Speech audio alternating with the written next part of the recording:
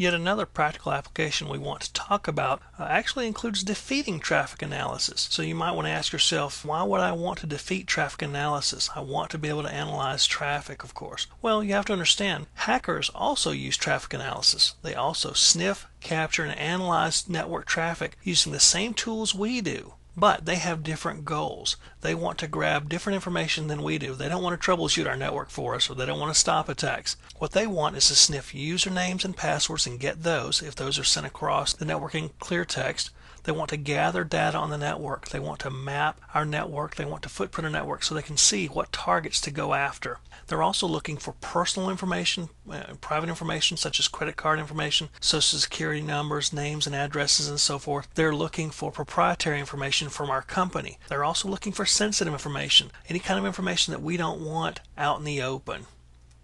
Now, how do you protect data from being sniffed and analyzed? Well, encryption is the best way. Encryption is the best method to protect against traffic analysis and sniffing. Now, we know that we can encrypt both the header of a packet and the data portion of a packet. Both those can be encrypted as we need them. Now, header data is not normally encrypted unless we're going across an untrusted network, such as a VPN. Normally what will happen is this header data, a packet header, will be encapsulated inside of another kind of packet, a transport packet that goes across the internet or an untrusted network, using a technology such as IPsec, for example, in tunnel mode. Now, we would want to do this so that between the two VPN points across the untrusted network like the internet, the internal header data that's meant for the local area network is encrypted, and it can't be decrypted. It can't be looked at.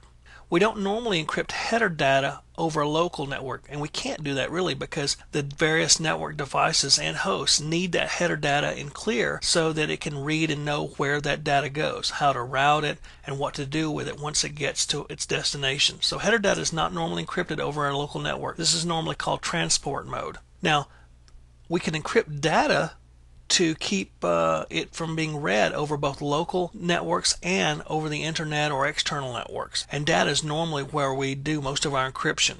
Now, we can encrypt data at the network level using various protocols or at the application level. And there's a little bit of a difference, and I'll explain what that difference is. For a network, what you're basically doing is encrypting a session between two devices, between your host and the web server, for example, or between your host and another host. You're encrypting the link itself, either the session itself just for that particular session for a particular piece of traffic, or a constant connection, link encryption. And there's various ways to do this. You can use IPsec, IP security, which we've talked about a little bit earlier, and you can use that on both LANs, local area networks, and with VPNs. It's a very versatile protocol, and it encrypts.